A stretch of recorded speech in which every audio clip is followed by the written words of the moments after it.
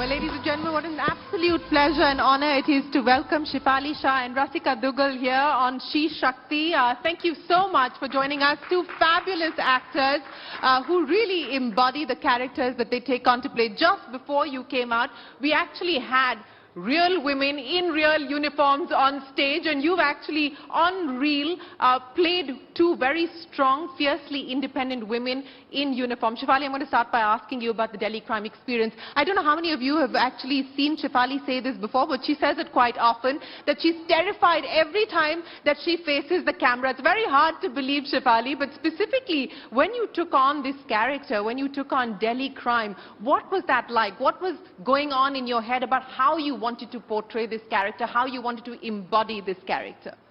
Hi everyone, and it's an absolute pleasure to be here, and all of you are looking stunning, like stunning. I think I should put a paper and everyone should write where they got their saris from. Everyone. We've been standing outside and ogling, oh my god, how beautiful is that? When I did DC, we had to understand that it's never one person's job. We had a solid script. Rishi Mehta, our director, he had done research for like some 6 years on that script. And whatever was in public domain, we were privy to it. Also, I had the honor of meeting Chaya ma'am, Chaya Sharma, who actually cracked the Nirbhaya case. And I think I heavily depended on Rishi, but at the same time, I don't know when we started creating her together. Also, at that point of time, I have to be honest, there was no pressure. You know, today when I step back into her shoes, there is a lot of pressure because I'm like, oh my God, I don't know. Because honestly, I had no clue what the show was going to become or what this character was going to become. And the kind of recognition it would get. Absolutely. Didn't have any clue. I just knew we were doing something so strong, and I was extremely passionate about it. You know, you said that you worked on creating this character together. Of course, you had the real living character that you play inspire that role as well. But were you mindful of what you didn't want her to be? And I ask you this in the context of very often, especially on film and in entertainment, we see strong female characters embody the toxic masculine traits that all of us crib about. So did you have clarity on what you didn't want this character to be? Not exactly that way, but I remember having a conversation with Rishi where I said, you know, it's very easy to either cry or get angry in this show, almost on every scene. So we've got to make a very distinct choice of exactly where will we let that break come. Where does she break down, or where does she completely explode? Because the moment you do the same thing in the entire show, no matter how much you feel it, you're going to lose value to that emotion. So I remember having that conversation. What is harder, breaking down or exploding? For me, neither, because I do both at a drop of a hat. Rasika, coming to you now, what was Delhi crime? What did it mean to you? I know Shefali said that it's been a watershed moment in her career. What did Delhi crime mean to you? And again, you know, portraying that character, donning that uniform, I know you also believe that we've often been cynical about the police force specifically, you know, in our own experiences of having dealt with it, but today you have a lot more empathy for the police force as well. What was it like for you? It's been an incredible experience, I have to say, also because when we filmed season 1, I was filming in locations which is very close to where I went to college. And Neeti Singh, the character I play, reminds me a lot of who I was in college, where extremely idealistic. I felt like my good work could change the world, and of course soon realized that that's not how life works. So it was a very special experience for that reason. When I started out in season 1, I was a probationer officer. Neeti Singh is a probationer officer. So at that time, Neeraj Kumar, who had been the police commissioner at the time of the Nirbhaya case in 2012, was a consultant on the project. And I went to meet him and I said, can you introduce me to somebody who is in the same position? And he introduced me to this absolutely lovely cop who I still shadow. So I shadowed her in season 1. And in season 2, I went back to meet her. Of course, when I called her, she said, you know, तुम में वो smartness नहीं थी जो होनी चाहिए थी. तुम में वो smartness नहीं थी जो होनी चाहिए थी. So I said, great note. I will keep in mind that I will not let you down. Season 2 में smartness आ गई कि नहीं आई? Well, I mean, you know, I'm playing a character. So everybody wants to see themselves a particular way, but very often in life we don't end up being the way we aspire to be. So anyway, in season 2 I was ACP and she was also ACP. So I spent some time as a fly on the wall in her office. She was posted in Chandigarh at that time and just sort of sat and observed the police station, and that's been just one of the most interesting experiences I've had. I think sitting at a police station for 4 days in an ACP's office, it's like an OPD in a hospital. You know, people come to the station with all kinds of grievances, and some of them are hilarious and some of them are heartbreaking. So, and then I went back to meet her this season. She's been promoted, I'm not. so you need to catch up. You need to catch up, Rasika. I need to catch up. So I really feel like there's this very interesting story happening between her and me, and I've watched her since we filmed season 1 in 2018, and we're in 2024. So I've known her over these 6 years, and much of what she does and much of what is written for Neeti Singh in every season, I think they kind of inspire each other. So it's been an incredible journey. Yeah. I would imagine, and you talked about the journey from 2018 to 2024, and I do want to have a serious conversation with the two of you because of the subject that you've dealt with and the characters that you've played. 2012 to 2024, and unfortunately, the world that we live in, we continue to see horrific brutality against women in this country, across different sectors, across different parts of the country. You know, having played this character, Shefali, do you feel helpless? Do you feel hopeless? Do you feel frustrated? Do you feel a sense of anger, shame? I mean, as you look at the events as they're playing out today, what goes on in your mind as you look at, you know, just the newspaper headlines? I'm going to say this as Shefali and not the show or the actor or Vartika. I just feel helpless and hopeless. It's very, very, I mean, it's just like, I don't even know what to make of it. I'm not even angry anymore, which is worse, I guess, right? I mean, when you're feeling something, at least there is some kind of emotion and there is some kind of want to do. But I just feel like, how do you correct this? How do you correct it? And honestly, I might sound very pessimistic, but I don't really know if we can completely eradicate this kind of toxicity from our culture, or from, not from our culture, but from our country or this entire world. Yeah. It's not just our country who's suffering this. Everyone is. So, and these are just the cases which came out and got highlighted by the press. Every day there is something, and as brutal, or probably more. And irrespective, it's not about brutality. You don't count it in how many scratches the woman had. The damage is done.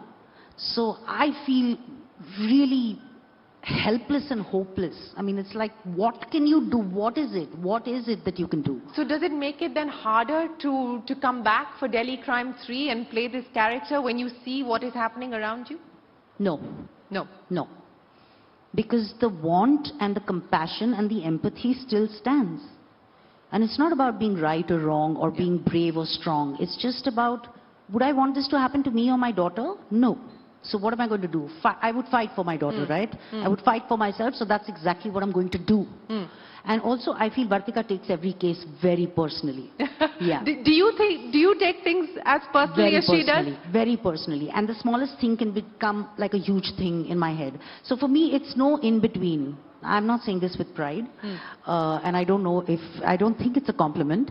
It's just that it's on extremes. I don't have a in-between path. You don't have an in-between path. But Rasika, let me ask you, because, you know, I want to pick up on what you said, that your belief, and while you were growing up in Delhi and going to college, you thought that, you know, the work that you do can somehow impact the world, can make a difference, can make a change. As you look at where things stand today, and again, the hope is that cinema and entertainment and the work that you're also doing, the way that you're reshaping or attempting to reshape narratives will also have an impact. So then do you feel as hopeless or helpless as Shefali, or do you believe that, you know, one must continue to push the envelope as much as possible?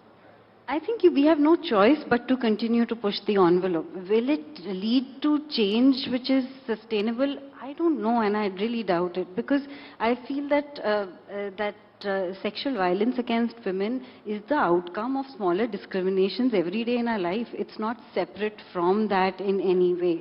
It is because every day we encourage a society which makes women feel smaller. And that's what leads to then justifying a larger crime. And therefore, I feel like this prejudice, this discrimination is too deep-seated for it to completely go away. I think that it will have cyclical patterns of times where there is more equality, and then it will fall back into times where there isn't. So yeah, I guess this is pretty hopeless.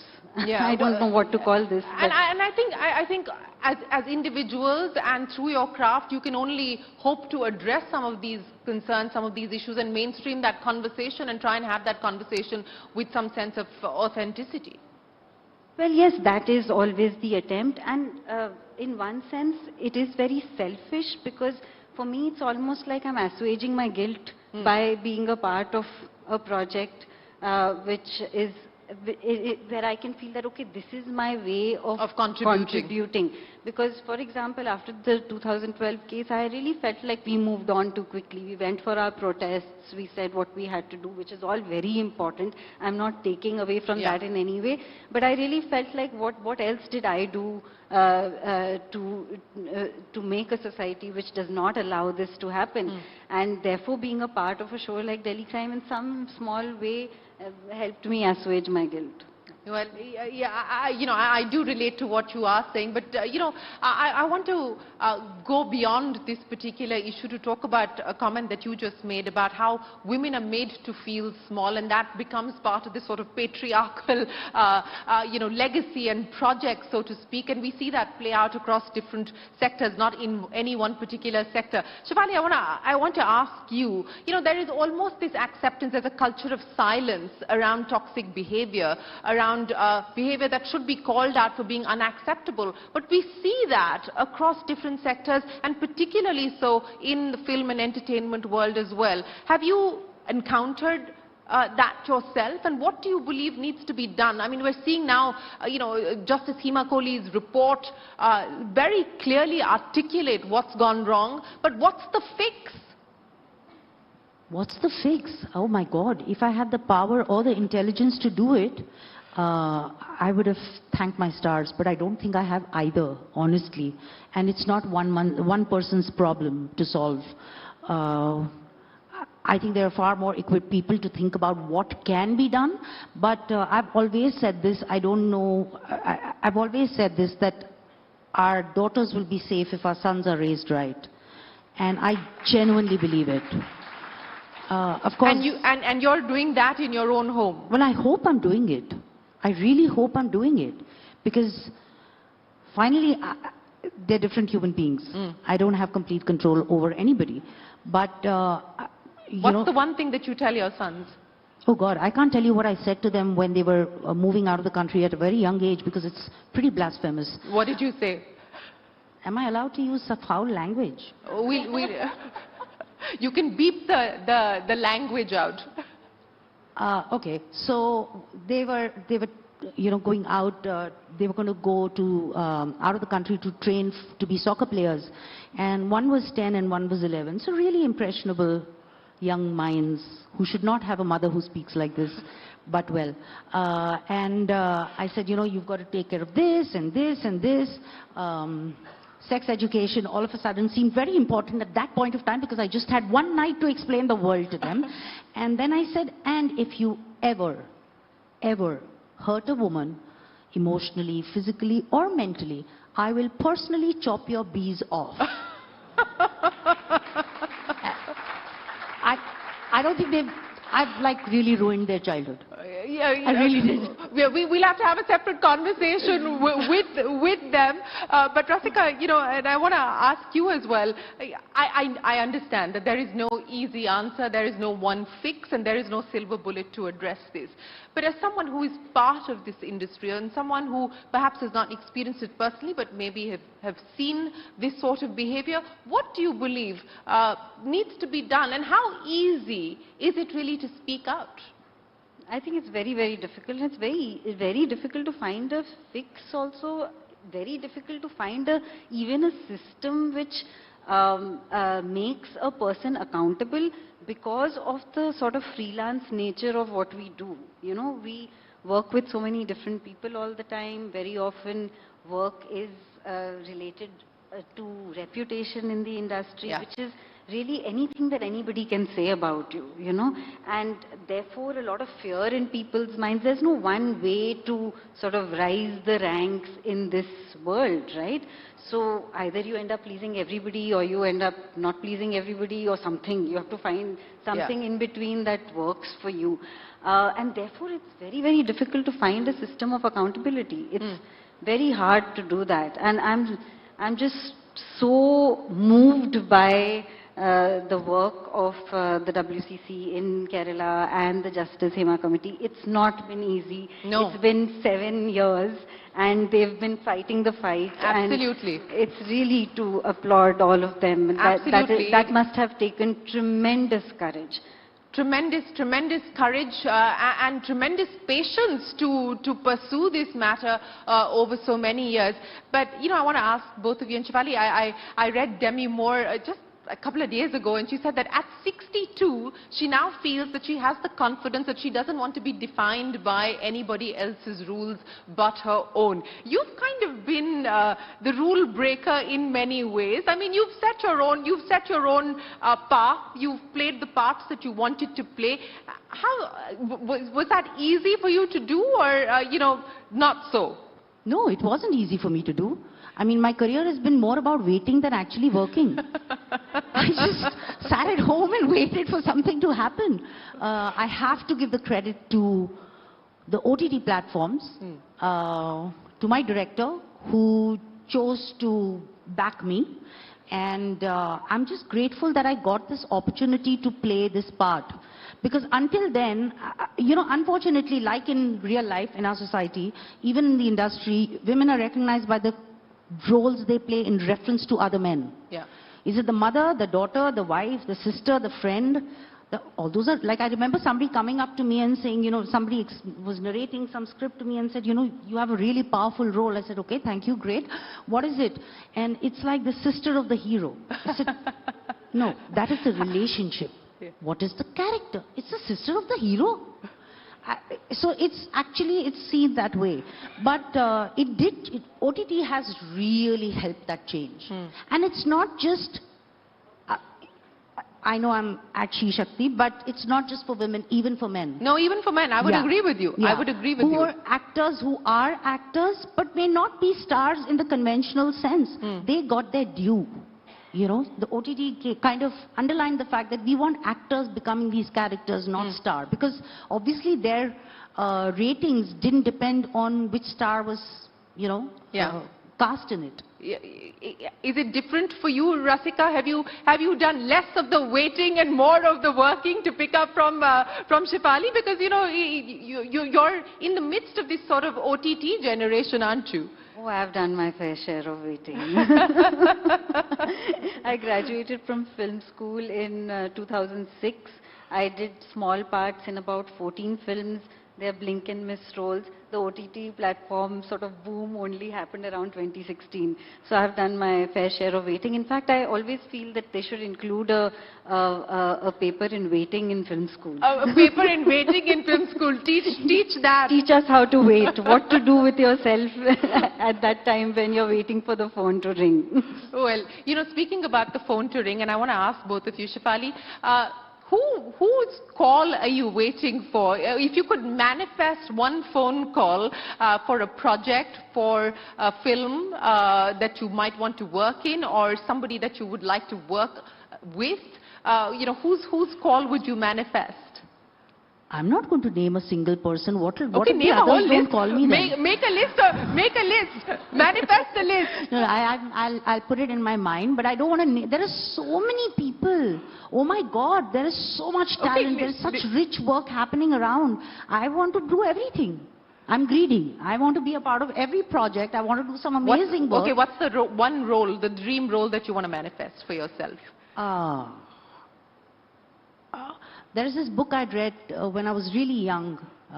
It was Sybil. It's actually based on a case history about this girl who suffered from 16 personalities, out of which 2 were men. That is what I think would really push the envelope for me. Wow, that sounds like an audacious thing. Rasika, very quickly, last word from you. If you could manifest a role, someone that you would like to work with, a director, actor, who would it be? I'm waiting for a call which says, "Hi Rasika, we are making a biopic on Amrita Pritam and we want you to play Amrita Pritam." Oh my God, I agree. That too.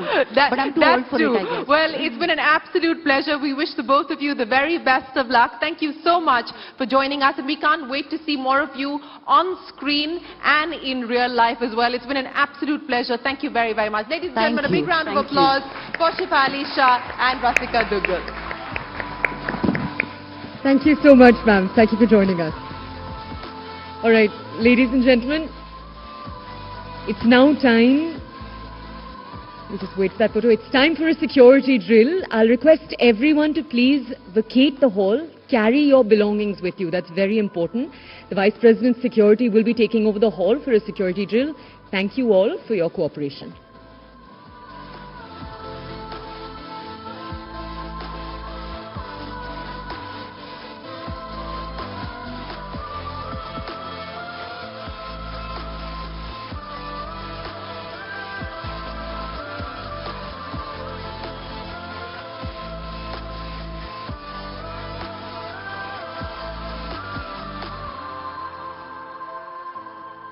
Check. Ladies and gentlemen, I'm going to request everybody to please take your bags with you. For the Honorable Vice President's session, it was communicated to you, no bags will be allowed into the Darbar Hall, please. May I request you to please take your bags with you, and I humbly request you, your cooperation. There is a security drill.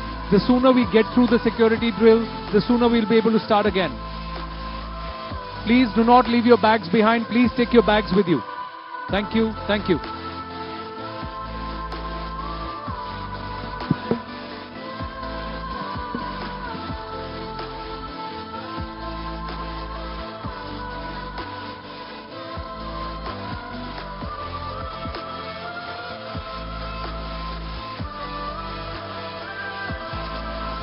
There are people who are leaving their bags behind. We will have to remove them from the Darbar Hall. The security drill, the ASL is very strict about it. If anybody is leaving their bags behind, please come back and collect it. Please, I request your cooperation. There are some bags that have been left behind. Especially at the rear rows, at the back rows, please.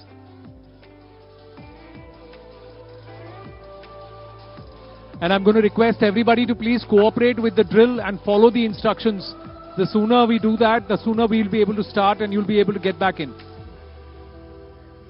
आप सबसे आग्रह है कि अपने अपने bags अपने साथ ले जाएं बाहर. प्लीज यहां छोड़कर ना जाएं.